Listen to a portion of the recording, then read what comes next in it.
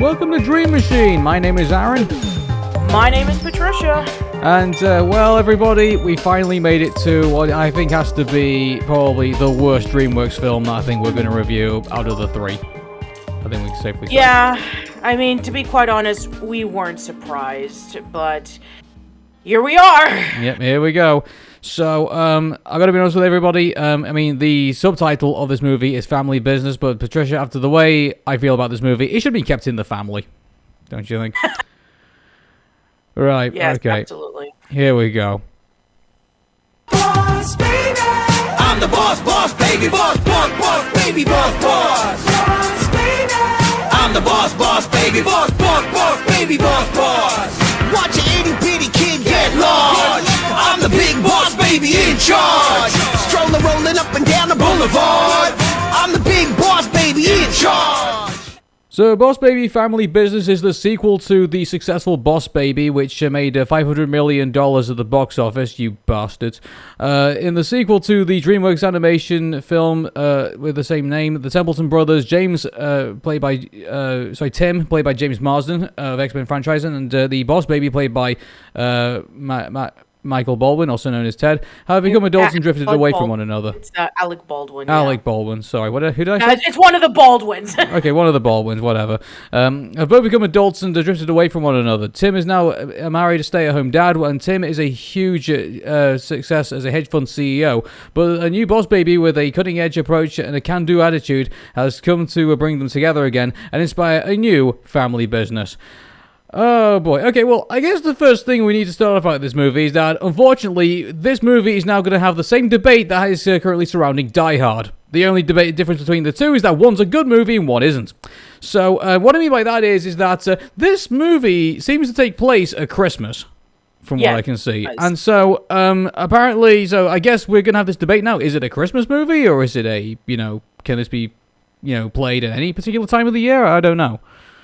So I mean, it's funny because we do know that it does center around some parts of the movie around Christmas, especially with one of the characters, which we'll get to in a moment. But it's not like other Christmas movies in which it's centered around Christmas. I mean, even though that there is a family portion of it, it's not like, oh, we're gonna get together for the holidays, or we need to find a particular person a Christmas gift, or they want a particular Christmas gift. It's just centered around the holidays, but it's not exactly Christmas focused. It's kind of like Iron Man 3, in which it does take place around Christmas, but not necessarily people call it a Christmas movie. But I know that some people will call it a Christmas movie. If that's the case, if you really want to see a Christmas movie featuring a DreamWorks property, go watch Rise of the Guardians. Yeah. But anyway, we continue with this debacle, and so Tina is our new boss baby in this, and she was already teased in the first movie, pretty much, at the very end of the movie, that she was going to be the next boss baby anyway, so no surprise there. Really, no. Yeah, so, and apparently she's not alone. Someone married Tim, apparently, and so that person's name is Carol, and the way that the Tim as an adult is introduced, it's, before in the first Boss Baby movie, the whole, craziness and, all the shenanigans and, all the, illusions, if you will, were told from Tim's perspective when he was 7 years old. At that time, which, made sense for, all the imaginative stuff that takes place in this movie, but in this, it's less cute and a lot more kind of I don't know, just it looks a bit more, insane and crazy. It is. Very insane. We could imagine, and we even said this in the first movie, that, basically that this was, Tim's interpretation of how his brother came to be. It's okay, his brother was a baby, and he came into the picture, even though that he wasn't remotely interested, and then his baby was born, and he was getting all the attention, and then he became the boss baby, and then, dogs are trying to take over the world, and then when we go over to, the ending where we get to see pictures of the brothers together, and it just looks fairly normal, and then we just think that, okay, maybe it was just told from a young 7-year-old's perspective, kind of like what I talked about with Axe Cop, in which you have a story which is about a older man who writes basically a crazy story about a cop from a 7-year-old's perspective. So I thought it was kind of like leaning towards that. But then when we see the sequel and we see about how Tim just has a very active imagination and it's carried throughout the course of the film, it's like, no, it's just crazy to begin with. No, the Tim in that case is a psychopath. I'm sorry, like, I mean, it doesn't surprise me that he's a stay-at-home dad. Who the hell would hire this guy? Like, he's just... It's understandable when it comes from, like, the imagination of a 7-year-old. This guy's an adult now. No one in their right mind has this type of imagination. I mean... That's not to say that having a type of wild imagination wouldn't be used for its advantage if you want to be really creative, if you're an artist or if you're a writer or anything like that. But if you're just a regular stay-at-home dad, then that's kind of an interesting debate, I would say. Tim Templeton would not be a guy I would like to socialize with. This whole, like, the way that they've introduced him and, like, everything that kind of goes on in his head. I found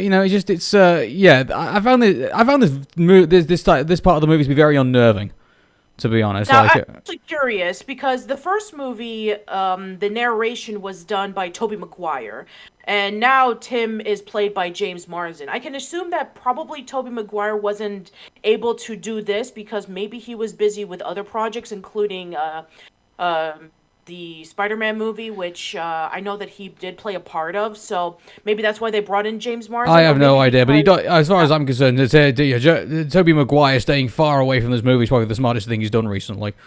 So, it's like, as far as I'm concerned, I mean, like, I don't, as long as he's not here, I think, he's in a good place. So, anyway, but, here's the thing about this, like, I mean, in regards to the way, I mean, we're already having this debate already about how the way the story is being told. Like, this, in my opinion, should not have been told from the perspective of Tim. Like, in his crazy psychopathic ways. Like, if anything, I'd rather see this story be told by the way Tabitha told it. Because, at least... Tabitha's the oldest child, and she feels that she needs to get an active imagination just like her father, because she is more intelligent, and she feels like she needs to be able to live up to her father's creativity and imagination, because she's much more different, but rather than what I'm getting at is, like, rather than throwing all the craziness in our face right away, like, wouldn't you rather, like, just kind of, like, slowly bring it in, like, the more that Tabitha gets creative, the more that, it starts to becoming, like, more imaginative, like, in the presentation. The fact that we have it thrown at us right away, it's kind of like, yeah, this is where we picked off, now again, we need to preface this by saying that we know that this is based off of the sequel to the book, Bossier Baby, written by Marla Frazee. And we just want to preface this by saying, once again, we've not read the book. Yeah. No. And also, another thing we have not done, we have not seen the Boss Baby animated series on Netflix. But again, as we say as always, and as other critics say, that this movie should stand up on its own, and you shouldn't have to, like, rely on the TV, watching the TV series in order to understand what's going on. Right. So, yeah. So we got this crazy family, and I mean, Carol seems to be somewhat, at least before the final third, seems to be the sanest person in the room.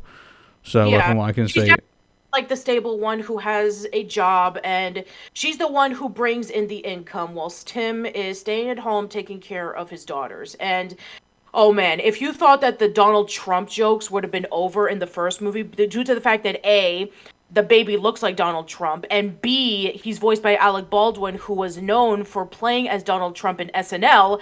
Now we learn that Ted is a very successful, rich CEO in a big company. Yep, like, you just can't get any further towards that, can you? Like, it's there, as far as I'm concerned. Yeah. So basically, this family, I'm sorry, I cannot take seriously. The fact that it's probably, told by, crazy Tim's, perspective, like, it seems that his daughter is a stiff, Tina is a, this boss baby, and, Carol is probably the only person he hasn't given, like, a zany, persona to yet. So, like, I mean, like, Carol is like the most. To be fair, Carol is probably the most forgettable person in this movie, which is probably like, probably not a bad place to be, really, compared to all the other crazy shit we're about to get into. Yeah, exactly. She is the sane one compared to all of the insanity that is going on. Yeah. So the story is the reason why Tina then reveals herself to her father is that apparently, like, she's there to say that something's going on at this school that Tabitha's going to, which is apparently it is something's going on there which is causing harm to babies apparently, and that apparently this guy who's running the school, and I blank on his name unfortunately. I do apologize. Dr. Armstrong. Dr. Armstrong. Okay, so Dr. Armstrong apparently is doing something at this school which is allowing kids to be more independent and away from their parents, which like, to be honest with you, like, that's probably like one of the best things of the movie, maybe, like, during like the end of the first act, where like we are introduced to this school with this threat with this this villain, from what we can see, and it did give us some like intrigue about like how is it that they're doing this, like, is this like the perfect school from like like Goosebumps Goosebumps book, or is it going to be like is it something else that's going on there? Sorry, I blank on a number of movies that are kind of like that, where people go in and then they get brainwashed and then they come out again. Like it is Blistonia, like from The Simpsons or something like that. Like the Movementarians or something like that. I think what they were called. Like so, I mean, it's obviously going to be either have like either brainwashing or some kind of like or they're eating something that's making them do this, or like there's going to be something like beyond that. But to be honest with you, I wish it was kind of like that. The explanation we get from this school is just batshit insane, and it's just totally unworkable. So basically, Dr. Armstrong is a baby himself. Exactly, I was just gonna say that. So, and not only that, this isn't even the best. That's not even the best part of like how stupid this is. So he's got like this army of babies. So no, he ran away himself apparently from his parents, because apparently he was intelligent enough to do that. Like, I'm not saying there's not intelligent kids out there, but come on. So he runs out, and somewhere, I don't know where he gets all this money from. So, he says like he got another bunch of babies from somewhere. Like, I don't know where he got those babies from. Yeah, like babies from either, but they've been developing apps. Yeah, like, where did he find them though? Like, that's never explained. Like, did he kidnap these kids? That's never explained. No, that's never explained. It's never explained on whether he kidnapped them or whether they're orphans. I don't know, but he gets these babies and they run a whole bunch of apps. And there's this one particular app that they're going to release on a certain day, which I believe is either Christmas Eve or Christmas Day. And they are going to brainwash all of the adults who use this app, and they're going to take over the world with just babies. Like, I've no idea. So that somehow he gets them all to like develop these apps, which is even more ludicrous. Like, like he goes on the theory of like, oh well, monkeys will one day put them in front of typewriters, they'll like write the best novel known to man. Is like, no, like you can't apply that to a bunch of a couple of month-olds, maybe, like 1-year-olds. I have no idea. Exactly. Like, I get what the joke is supposed to be. You know how you see in like movies or in TV shows or cartoons in which like, who writes this stuff? And you see like a group of monkeys who are working the typewriters. So they're trying to say that they can be able to create that, but you have a whole bunch of babies who are able to create apps that can be able to generate millions upon millions of downloads. And one particular app that is supposedly supposed to be one that every single adult in the entire world is supposed to download, and in reality they're going to use it to brainwash them so that babies can take over the world. You know what, like this whole thing is I want to make this reference because and this is the thing, like there's another boss. It kind of does remind me of like another villain, Syndrome from The Incredibles. He started off as a kid. He wanted to be like this, psychic to Mr. Incredible, and then he doesn't get to do that, and then he realizes that he should never believe in his heroes anymore, and he should use his own gifts for like his own to get himself ahead, and he does that, and then he becomes Syndrome, and he becomes this villain, and so his. I really wish they probably built, Dr. Armstrong up in the same way. Like he wanted to be maybe like the boss baby, or like he wanted to be, in his corner, and like wanted to learn from him. But every given given point, the boss baby rejected him. And so then he decided to take his talents. He escaped BabyCorp, and then he decided to do this whole thing. I think that would have been I don't know how that would have worked, because I mean, we're talking about 30 years after the first movie, and then we have Dr. Armstrong, who was just literally born, and Ted is already an adult. So how would he be able to do that? Because if you remember, well, keep in mind, they have the formula to keep himself young. So maybe he was taking that at the time. So possibly, and also yeah. on top of that, well, if there's side effects like him, if he gets a side effect like him being driven insane and mad with power and stuff like that, if he just becomes a total sociopath because he's been drinking it so much, if that had that side effect, that would have been an interesting knock. It's a direction to go in. I just think that the villain in this movie is poorly written, in my opinion. And is it more poorly written than the first movie? Given that this is going to be a debate we're going to have probably later on, whether it's actually better than the first movie. Because I personally think it's slightly better than the first movie, only because that there were some actual genuinely heartwarming moments, especially when it came to Tim and Tabitha. Yeah, we'll get to that. It's I mean, just I want to go over the whole way that this whole movie's been constructed. It's ridiculous. Also they bring back in Wizzy, who I argue should probably have more time in the last movie. Yes. He should have more time. But even when he's given more time in this movie, he is a wasted character. He really is. He was brought up, and then he just stayed in the room as opposed to I don't know, be a part of the action. Yeah, no. And also at the very end of the movie, he doesn't even do anything. He basically just there, just giving Lord of the Rings references. Yeah, because of course. Because he's supposed to be. Yeah, it's just that in itself was a waste. Doing that. So I can't really argue that. Wizzy should have had more time in this movie, and. Yeah, the whole story basically is that Tabitha is basically just completely lost her her whole concept of being a 7-year-old, and she's now instead of showing emotion towards her father, she wants to shake his hand and stuff like that, and I'm just sitting there who does that? But the thing is that I was when she did that, I was hoping that it was going to be oh, this explains what's going on in the school. Maybe they've kidnapped her and replaced her with a clone or something like that. I don't know. Maybe that was going to give more explanation of all the crazy stuff that's happening in the school. But no, it's never really all that properly followed up on. Really. It's I can see what they were trying to do, is that she feels that because of the education that she was able to receive in the school, chemistry and history and math, that, hey, smart people equal, emotionally removed people. It's no, that's not what it is. If you're a really intelligent person, especially at a very young age, they assume, they're just smart and everything else is just not there. It's they can't be just a regular kid.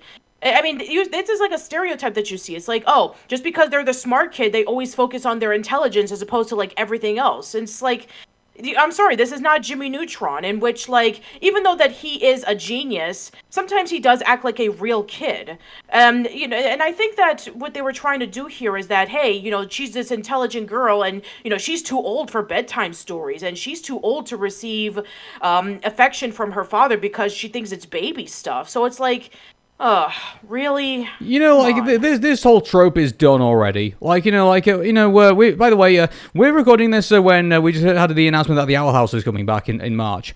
And, yes. There's one character there which is called Willow, and she is I would say the intelligent one, I guess, in the group, because, she's very, good at her magic and things like that, but at the same time, she's not emotionally removed from people, she still loves her friends and still loves, both her fathers. And everything, also with Amity. Amity is also a very intelligent person. She was the best in the class, and she also has a lot of emotion behind her. Yeah, and she's in a relationship now with Luz. So exactly. Spoiler, by the way, for anyone who's not watched the Owl House yet, but yeah, sorry. Sorry. We wanted to see your shit on Boss Baby, not spoil the Owl House for us, and those comments are coming in soon. So anyway, but I think that what they and then they tried to resolve the issue on why that she acts like this is because she is jealous of her father's creativity, so she tries to overcompensate it by being intelligent. Yeah, which is just, nah, I don't buy it. I'm sorry. Like, it's by the way, she has more, like, seems to get more emotion for her own, for her Uncle Ted than she does for her own father, which is like, oh my god, that's terrible. Like, is that, and I get, like, there's probably, like, an exaggeration being told from the father's perspective, but goodness gracious, that's a pretty awful perspective to have of your own daughter. Yeah, and again, I can see where they're coming from with this. It's like, oh, I can see why Tabitha would respect her Uncle Ted is because he's successful and he has a lot of money, and every year on their birthdays they're able to give them these really nice gifts, and one of them is a pony, Precious, and we'll talk about that in a moment. Oh, and Tina, I forgot about that actually. Yeah, I know. I forgot that too, and I was like looking through my notes. It's like, oh yeah, there is a pony in this. It's like, oh, we didn't deal with horses as it was in the last one, so okay.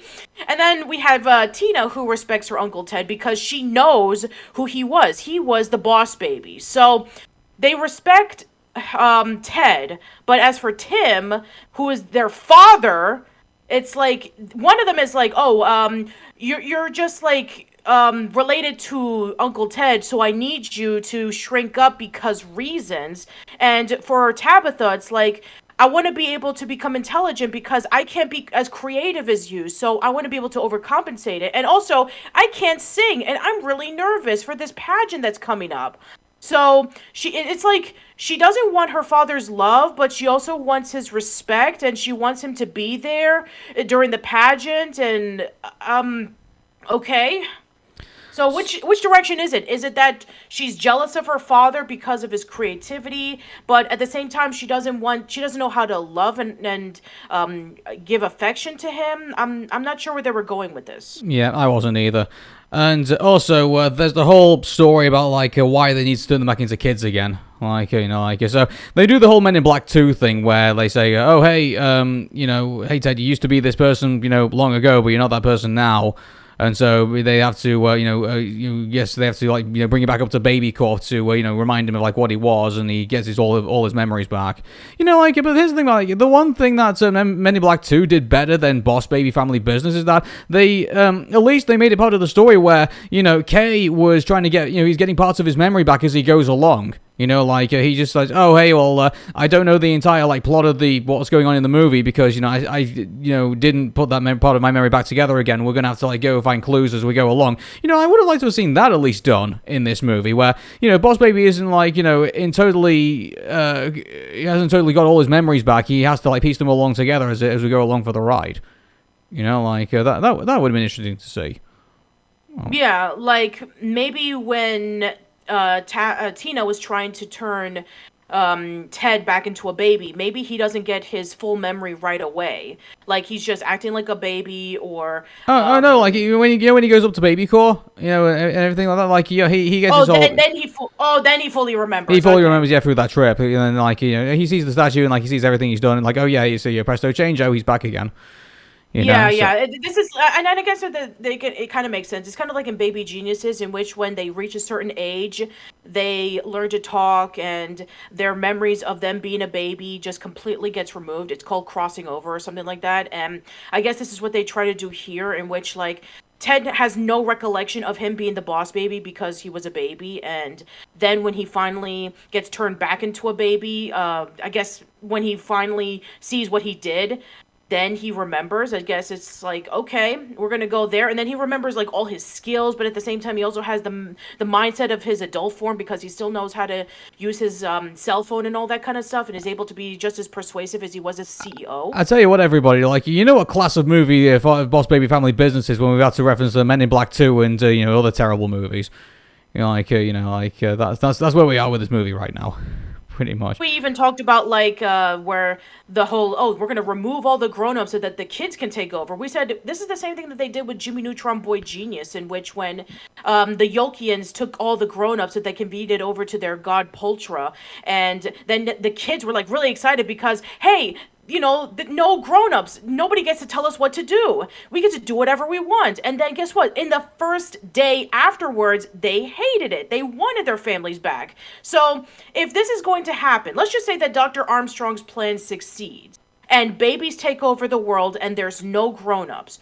Who's going to be the one to take care of them? And also, when eventually they grow up, they're not going to even remember what happened because, they'll be adults. So, are they going to be able to take care of themselves afterwards? Well, I think you're giving this movie far too much credit, Patricia. This movie's not that intelligent. I think, as we've seen. So, but this is the thing. The reason why Jimmy Neutron is, I agree with you, Patricia. The reason why Jimmy Neutron is miles better than Boss Baby Family Business is that when it takes the concept of the parents disappearing and then realizing that they need them more than ever. That's the reason why that's the good driver of the story.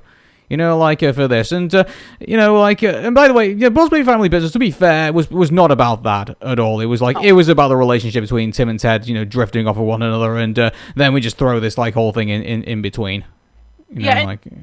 Relationship between Tim and Tabitha, where Tim starts to get to know about Tabitha more, where she's going to school and she's trying to be able to get her reputation up, because apparently if you get answers correctly, then you raise up in the ranks, and those who are in the bottom rank are considered to be inferior. So apparently that's how this school works. Which is terrible, by the way, because that will put even more pressure on the children. And then we have this one kid. I don't even remember what his name was, but he's supposed to be this antagonist to Tabitha, saying I'm more intelligent than you are. I think his name was Randall. I think. Yeah, something like that. I don't remember, but yeah. Then you have the scene in which when she is able to defeat him in every single subject, and then when they're getting themselves ready for the pageant, and then we find out, oh, she can't sing. Then he starts making fun of her, saying, oh, you can't sing and you're lame and all that kind of stuff. It's okay, sure. Yeah. So, we get that whole thing, and I mean, I'm trying to think if there's anything other things that actually happened in this movie of note. I mean, I guess you could say the one thing that does save this movie is the relationship, I guess, between Tim and Ted, and realizing that they have drifted apart, and they shouldn't have allowed it to happen, and they should pull things back together again. But, this, I mean, there's that. At least it has that going for it. But it's just, unfortunately, everybody is lost in everything else. And also I can see the whole Tim and Tabitha relationship thing going as well, because Tina turned Tim back into a 7-year-old self, and so he was with Tabitha as they were going to school together, and she's able to showcase her intelligence, and then Tim is like, oh, okay, this is how Tabitha is. And then when he comes over for dinner and he's trying to get to know her more, but then we realize, oh wait, the parents from the first movie are back, and he has to hide himself to prevent them from even seeing what he looks like. But the only difference is that, oh, he doesn't wear glasses, and Tim wears glasses, so they can't recognize him. It's you can't even recognize your own son by looking at him. It's clearly it's the same kid. Well, clearly they've gone blind after the last 30 years.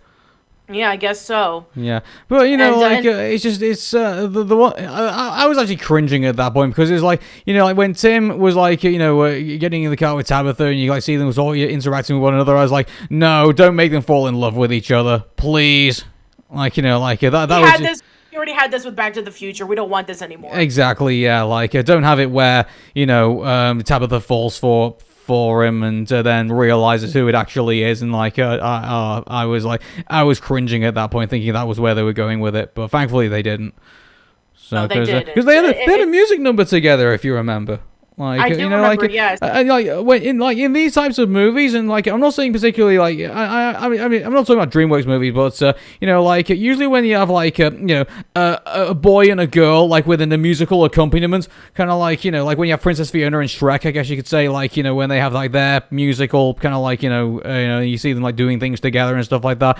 When you have things like that, it's kind of it's the wrong kind of place to put it, really.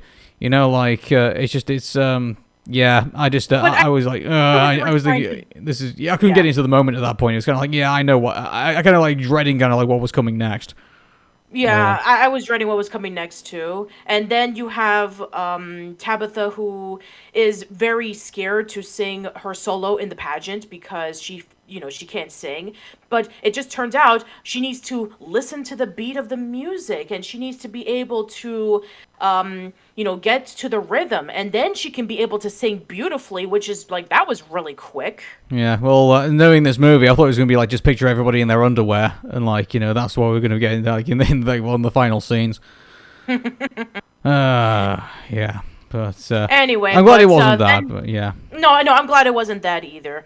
And then we have the final climactic battle with Armstrong and with Tim and Ted and with By the way, Tina. before we even get to that point, like, they did the whole thing of like, oh hey, this is the plan we're gonna do, and like then they actually show like what would happen if the plan actually worked. Like, and you're gonna say that like, yeah, that's not the way it's gonna go, is it?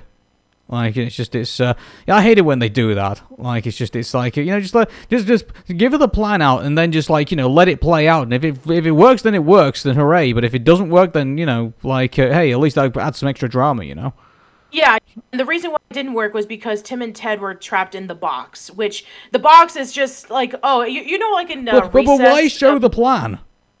Yeah. Like, why show that in the why not just say, okay, this is what we're gonna do, and like, then you have like the whole, suspense of like, oh, hey, is it gonna work or not? Like, the minute they're showing like, the montage of like the plan actually working, I was like, yeah, this ain't gonna work, is it? Like, it's and they're gonna find another way to like beat him. So. Yeah, and that's what they do actually, and so. Basically, Tim and Ted are the only way they were able to like reconnect their brotherhood was when they were trapped in the box, and then the box starts flooding with water, and then finally, I guess Tina, she needed to like tell Tabitha what was going on, and so she starts talking to her, saying like, Uncle Ted and Dad are in trouble. We need to save them, and so then we finally get to see the climactic battle with all four of them together, and then Armstrong, comes in and says like, oh, you're not gonna shut down this app that I control all the grown-ups with, and so then they decided to work together to defeat Armstrong by using a candy lava volcano using Coke and Mentos. And yeah, then everybody and I mean, we've not seen that before, Wreck-It Ralph. Yeah, so again, like, was there actually anything original in this movie? Like nothing we haven't seen before. Thinking about it, like a lot of like these tropes. I mean, besides the psychopathic dad, and just the. Obviously we've seen the Boss Baby before because we've seen Boss Baby, and and we've seen like psychopathic babies before, like with power.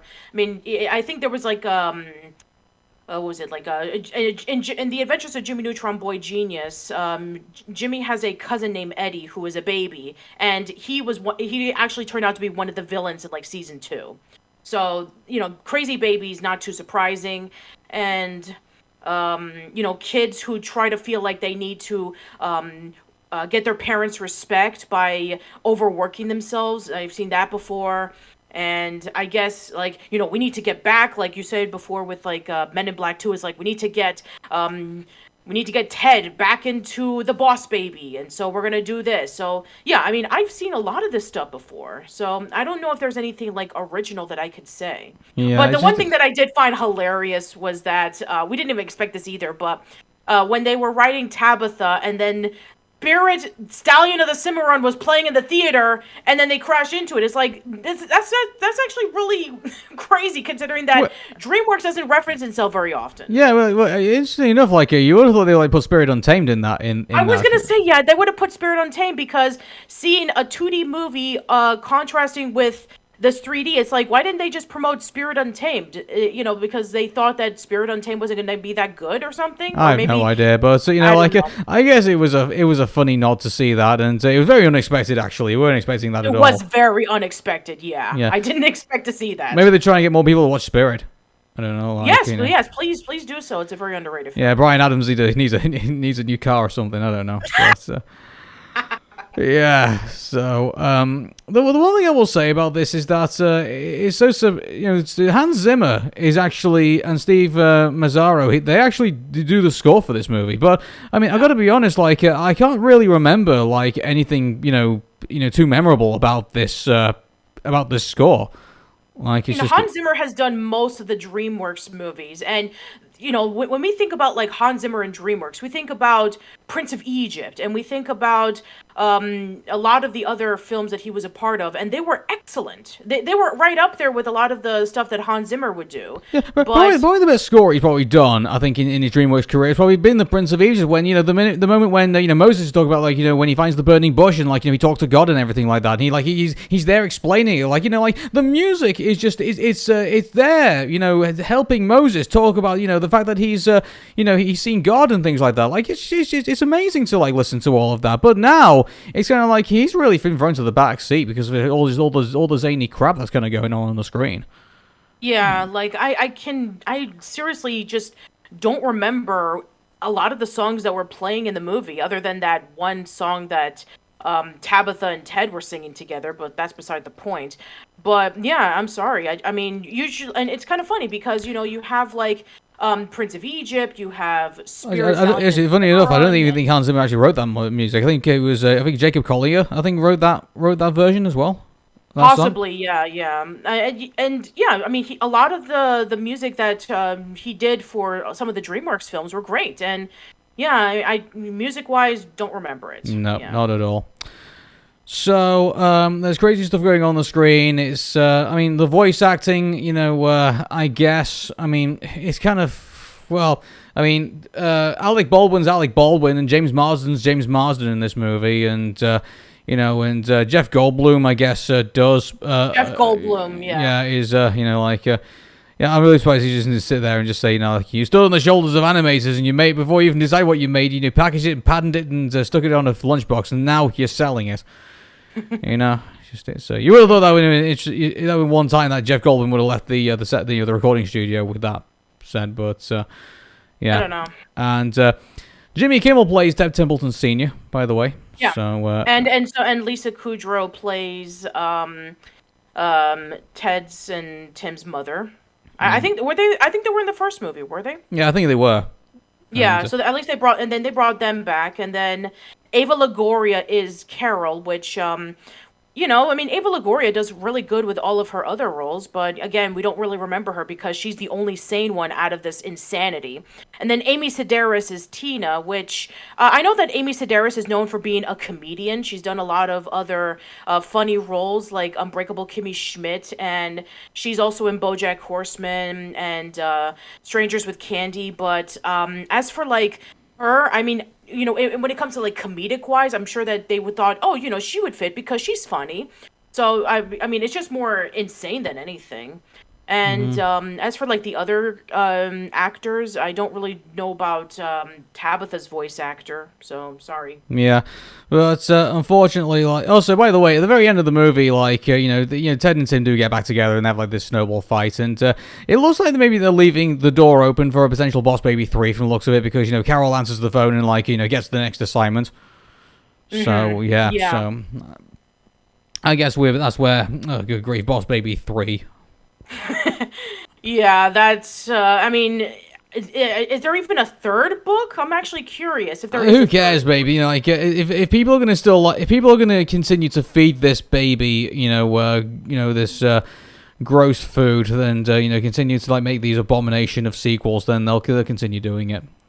So I guess that's true. I mean, they did 4 Shrek movies, even though that there was only one Shrek book. So I guess that's true. If the money's on the table, they're gonna go grab it. So yep. Even though that, as we mentioned in the Cruise a New Age discussion, that was the one that made the most money, because the budget for Boss Baby Family Business was $82 million, and the box office was $147 million. So it made much less than the first movie. I think, well, obviously because there's a pandemic going on, I think that was probably the reason why it didn't do too well. Right. Yeah, so I think at this point, I think we can say, well, of course the box office was low. No one wanted to get COVID, so. Yeah, that's very true. But and I was looking like through the reviews of this movie, and they're very mixed, which of course it was because even the first movie was pretty mixed. I believe that At the moment, it says there 46% of Rotten Tomatoes, which, by the way, I think it should be far lower, in my opinion. But yeah. But I would say this, that it is slightly better than the first movie in terms of, like, it does have some genuine heartwarming moments, especially with the relationship between Tid and Ted and also with Tim and Tabitha, but it's just as insane as it was in the first movie. Instead of, like, dogs being the bad guys, it's like you have a baby who wants to take over the world. it just rubbed me the wrong way, this movie. So, like, I mean, like, there was some intrigue, like, you know, when we finally got to the school, and then there was, like, the relationship between, you know, Tim and Ted, but besides that, there's nothing else really else to hold on to in this movie. I mean, oh man, I mean, DreamWorks really needs to step up their game because let's be honest. This well, I mean, I would say last year. I'm sorry, we're still in I think we're still in 2021. So sorry. Last year, I know. I know. Last year had some of the best animated movies that we've seen in a very long time. There was Encanto, which we talked about last time, and then there was Mitchell's versus the Machines, which we haven't seen yet, but we've heard critical praise from it. Vivo, then there was various others, but yeah, I mean, there was a lot of animated movies that were so much better than this, and it came out in the same year too. So the fact that DreamWorks is currently in a funk right now, they've been in a funk ever since the last How to Train Your Dragon movie came out, because we had Abominable, which was just simply okay, and then we had caught up with like the Trolls World Tour, which, even though we did say it was slightly better than the first movie because the villain was awesome, but it was just as annoying as ever because of Poppy. And then we had Cruise a New Age, which was just, like, okay, slightly better than the first movie because it looked better, but in terms of, like, characters and story-wise, it was just pretty generic. Spirit Untamed, even though that we said that it was not that bad compared to what all the critics said, I mean, it is like a TV movie that was essentially brought into theaters, and it was based off of an animated series, let's be honest. And then Boss Baby Family Business is just, it's just as crazy as the first movie, and even some people say that Boss Baby is one of the worst DreamWorks movies of all time, so let's give it a sequel. And yeah, I mean, it's just wow. Yeah. So I'm hoping that the bad guys will put DreamWorks back on track. Yeah, well, I've got one more interesting question for you before we wrap this up, and that is that, is Boss Baby Family Business worse than Cars 2? Ooh, okay. Well, okay, with Cars 2, they focused on a completely different character and they changed genres. In the first Cars movie, we had the story of a overconfident car who was winning a bunch of races, and then he had to humble himself when he destroyed a town in Route 66, Radiator Springs, and then he got himself a slice of humble pie. And then the second movie was a spy movie featuring the worst character in the movie. This one, on the other hand, at least it's consistent in which they do focus on, the same characters. They do focus on Tim and Ted, which that was in the first movie as well. And I would say that consistently it's the same movie, as opposed to like Cars 2, in which like it's completely different. They shouldn't have called it they shouldn't have called it a sequel. They should have maybe had like a spin-off or something. Yeah. Well, I guess we can say that at least Boss Baby Family Business at least wasn't as bad as Cars 2, I guess we could say. Yeah, it's consistent. I would say it does follow the formula of what the predecessor was, as opposed to Cars 2, in which, like, they decided to completely change characters and completely just change the structure of what it was, and then it had to get itself back on track with Cars 3. So, no, I would say Cars 2 is still worse. Mm-hmm. All right, then. Well, I guess that's Boss Baby Family Business for us. So, I guess it didn't totally destroy my brain cells, so I'm pretty grateful for that. So, yeah. I mean, even though it was really, really insane with no cohesion, it did have some moments that were able to hold us together, but does it mean it's good? No, of course not. No, and also we're going to be debating until like the cows come home and whether this is actually a Christmas movie or not. Exactly. Yeah, and I guess we'll just have to preface this by saying that we know that The Bad Guys is going to be coming out next month. As for whether Aaron and I can be able to watch it when it comes out, it depends if whether the UK can be able to release it at a proper time. Well, we'll see, but we will see The Bad Guys eventually, and we will talk about it. But until then, I guess we're ending Dream Machine at this point, and then after that, we will be going into In Search of the Crystal Skull. So Yeah, looking forward to it because it's been a long time since we covered Crystal Skull stuff. So, yeah, we'll see what that has in store for us. cool. Until then, I'll see you later, everybody. Bye, everyone.